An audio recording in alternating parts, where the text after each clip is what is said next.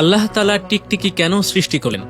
হযরত মুসা আলাইহিস সালামের এমন প্রশ্নে আল্লাহ তাআলা যা উত্তর দিলেন তাতে মুসা নবী লজ্জিত হলেন। তুর পাহাড়ের উপর হযরত মুসা আলাইহিস সালামের সাথে আল্লাহ তাআলার প্রায়ই কথোপকথন হতো। এমনই একটি দিন হযরত মুসা আলাইহিস সালাম তুর পর্বতে আল্লাহ তাআলার সঙ্গে কথা বলছিলেন। সেখানে গাছের উপর একটি টিকটিকি বসা ছিল। হঠাৎ সেই টিকটিকি মুসা আলাইহিস সালামের গায়ে প্রস্রাব করে দিল।